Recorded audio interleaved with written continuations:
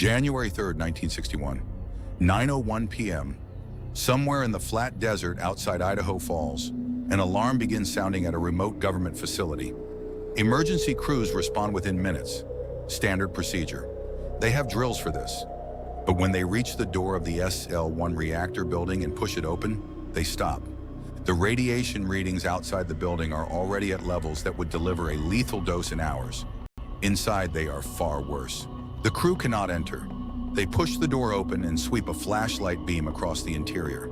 Debris, water, the unmistakable smell of something burnt that has no name. And then the beam finds the ceiling. A man is pinned to it, not near it, not underneath it, pinned to it, 8 feet off the ground, suspended in the dark, by a control rod that entered his body from below and drove through him with enough force to embed itself in the ceiling above. Emergency crews cannot reach him. The radiation is too high. The man, 22-year-old Army Specialist Richard Legg, is left there, suspended from the ceiling of a destroyed reactor building for the next 11 hours. This is the story of what happened inside the SL-1 reactor on the night of January 3rd, 1961. Of the 3 men who were there, the decisions that led them there, and the question that investigators spent years trying to answer and never could. The SL-1 accident remains the only nuclear disaster in United States history to cause immediate fatalities. To understand what happened in that building, you have to understand the 3 men who were inside it. The SL-1 was a military reactor. The Army's nuclear power program had a specific ambition in 1961 to demonstrate that small, portable reactors could be used to power remote military outposts, radar installations in the Arctic, communication stations in locations where conventional fuel delivery was impossible. The SL-1 was the testing ground for that concept. The men who ran it were not PhDs. They were military enlisted men trained for a specific set of procedures on a specific kind of reactor, working at a remote posting in the Idaho desert. For most of them, it was not glamorous work. It was repetitive, procedural, and isolated. The 3 men working at the SL-1 on the night of January 3rd were John Byrnes, Richard McKinley, and Richard Legg. Byrnes was 27 years old, Army Specialist First Class. He was married. His wife was named Arlene, and they had 2 young daughters, ages 3 and 5. People who knew Byrnes described him as capable and experienced. He had logged more hours on the SL-1 than almost anyone. McKinley was 26, a Navy electrician's mate, cross-trained for the Army program. Quiet, competent. Legg was the youngest, 22 years old, also Army Specialist First Class. By most accounts, he was well-liked, technically skilled, and, according to the investigation that followed the accident, he had been spending time with Arlene Byrnes. Whether that relationship was the reason for what happened that night is a question investigators pursued for years and never definitively answered. What is documented is this. On January 3rd, 1961, Byrnes and Legg had a heated argument. Witnesses at the facility confirmed it. The argument was, by most accounts, about Arlene. Several hours later, both men were dead. The investigation would spend years trying to determine whether what happened was an accident, an awful mechanical mistake, or something darker. The official verdict, when it finally came, was a single word: undetermined. But before we can understand what happened at 9:01 p.m. on January 3rd, we need to understand what the SL-1 reactor was, because what made the SL-1 dangerous was not unusual. It was, in fact, by design. The SL-1, Stationary Low Power Reactor number 1, was a boiling water reactor. It was small by nuclear standards, a cylindrical reactor vessel roughly the height of a tall man, containing uranium fuel rods submerged in water. The water served 2 purposes simultaneously. It cooled the reactor, and it moderated the nuclear reaction, slowing the neutrons released by fission so that they could trigger additional fission events in a controlled sustained chain reaction. The control rods were the reactor's brake system. Made of materials that absorb neutrons, they were inserted between the fuel rods to slow or stop the chain reaction. When fully inserted, the reactor was shut down. When withdrawn, the reaction increased. The further you withdrew the rods, the more power the reactor produced. The SL-1 had one design characteristic that made it different from most reactors: a single central control rod that, if fully withdrawn, could sustain a chain reaction entirely on its own. In most reactors, no single rod has this capability. The SL-1 did not have this protection. The maintenance procedure that Byrnes, McKinley, and Legg were performing that evening was a standard restart task. The reactor had been shut down for the Christmas holiday period, 11 days offline. Before restarting it, the control rod connections had to be manually reattached to their drive mechanisms. The procedure required withdrawing the central control rod by approximately 4 inches. 4. The rod needed to be lifted just enough to free the coupling mechanism below it. The men had performed this procedure before. Everyone at the SL-1 had performed this procedure before. What happened next took place in the space of a single second. At 9:01 p.m., the central control rod was withdrawn by approximately 20 inches. Not 4, 20, 5 times the intended amount. At that withdrawal depth, the SL-1 reactor went prompt critical. In nuclear physics, there is a state called prompt criticality, a condition in which a chain reaction becomes self-sustaining so rapidly and releases energy so quickly that the reactor's own physical structure begins to destroy itself before any control system can respond. There is no warning. There is no time for intervention.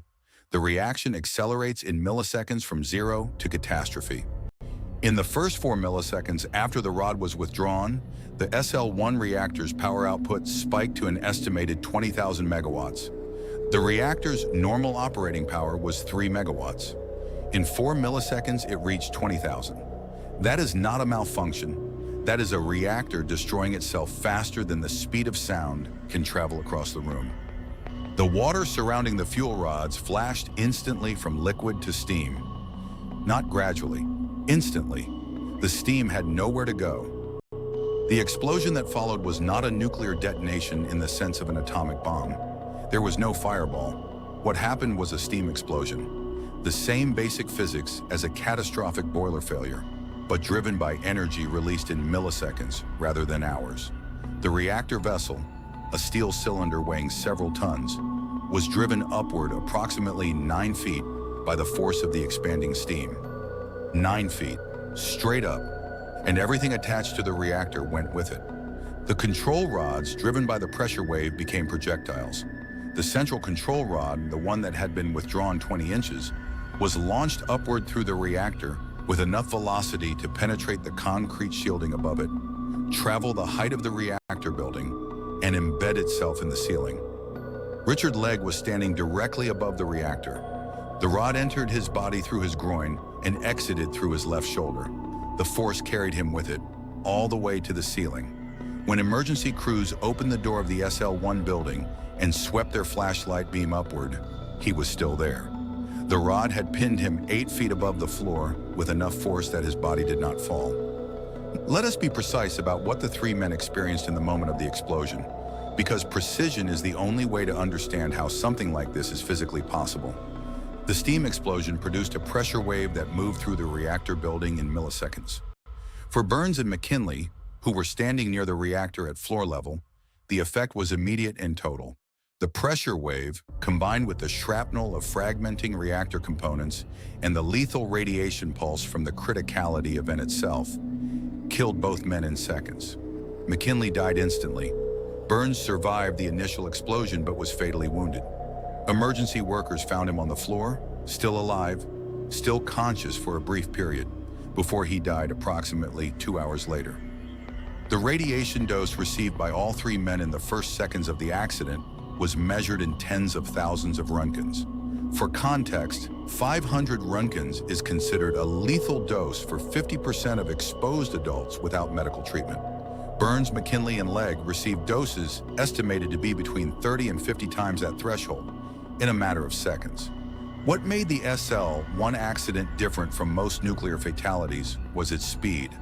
The energy released was so concentrated, so instantaneous, that the physical trauma of the explosion itself, not just the radiation, was the immediate cause of death for all 3 men. Now consider what faced the emergency crews. When the first responders pushed open the door of the SL-1 building, their dosimeters immediately read levels that would deliver a lethal dose in under an hour of continuous exposure. They could enter the building only in carefully timed intervals, seconds at a time, with full protective gear, rotating teams so that no individual absorbed too much radiation in any one visit. Every step they took inside had to be planned. Every second counted against their exposure budget for the day, the week, the month. They moved in, took readings, retrieved what information they could, and moved out again before the radiation accumulated to dangerous levels in their bodies. Finding McKinley and Byrnes on the floor was grim but manageable. Moving them was another matter entirely. Their bodies were so contaminated that contact required the most extreme protocols available. Legg was different. Legg remained pinned to the ceiling of the SL-1 building for 11 hours after emergency crews first arrived. The logistics of reaching him, of building a structure that would allow workers to get close enough, in brief enough intervals, to extract a body pinned 8 feet off the ground in an environment where every second of exposure carried cumulative harm, took the better part of that night to solve. When he was finally brought down, his body was so intensely contaminated that standard burial was not possible for any of the 3 men. Byrnes, McKinley, and Legg were interred in lead-lined coffins, designated as radioactive materials, in separate ceremonies. The most heavily contaminated parts of their bodies, including Legg's hands, were removed and buried separately, classified as radioactive waste under federal protocol. The men who performed the recovery, who entered that building in brief, carefully monitored intervals, who handled the equipment and the bodies in the debris, received radiation doses that were tracked and monitored for the rest of their lives. None of the immediate responders died from acute radiation syndrome, but they carried what they absorbed in those corridors with them long after the SL-1 was dismantled. The cleanup of the SL-1 reactor site took more than a year. Remote-controlled equipment was used for tasks too dangerous for human workers. Entire sections of the building had to be demolished piece by piece and buried as radioactive waste. The reactor vessel itself, once decontaminated to a level where workers could approach, was cut apart, and the pieces sealed in containers and buried at the Idaho site.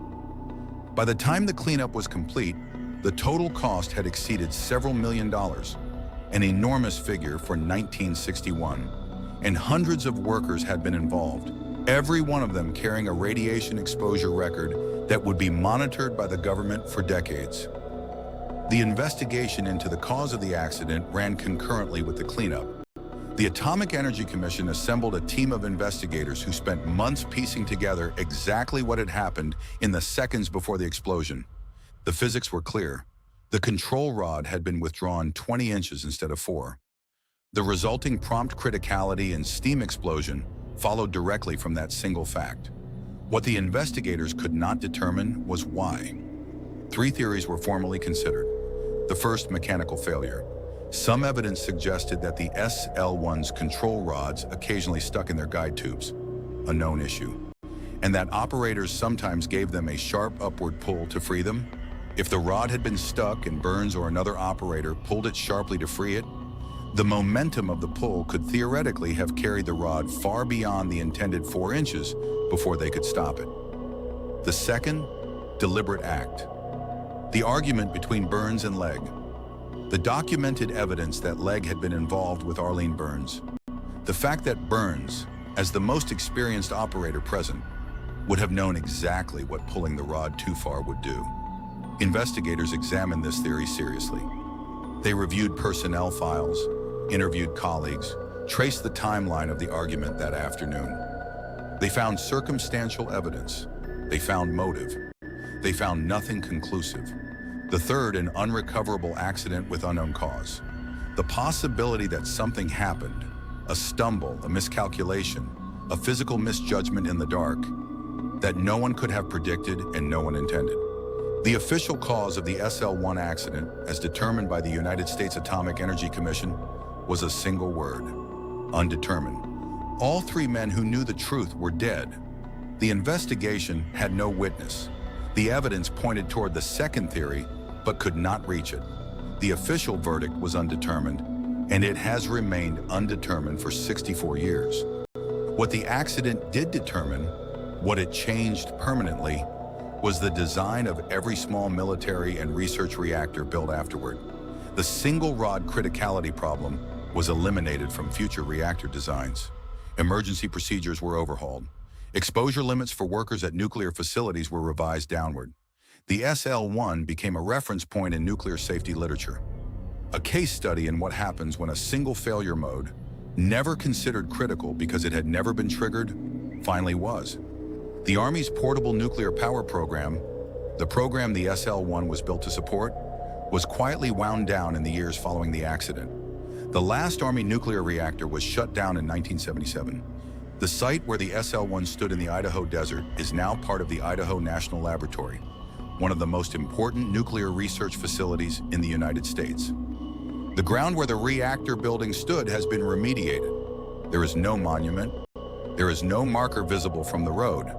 3 young men, 22, 26, and 27 years old, died there on a January night over 60 years ago. One of them was found on the ceiling. The investigation that followed asked everything it could ask of the evidence available to it. The question of why the rod was pulled, the question at the center of everything, it could not answer. Some questions, when all the witnesses are gone, simply remain open. The SL-1 accident happened in a small reactor in a remote desert involving 3 men most people have never heard of.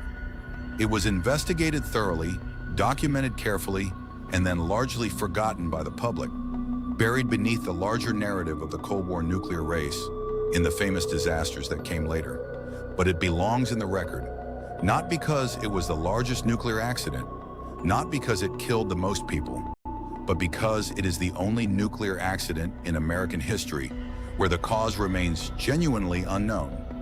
Because a man was found on a ceiling, and because the question of whether what happened was a tragedy or something else has never been closed.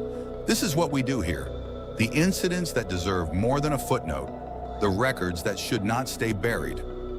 Next episode, a cargo ship in a Texas harbor, a fire on deck, and an explosion that sent a 1.5-ton steel anchor through the air for 2.5 miles.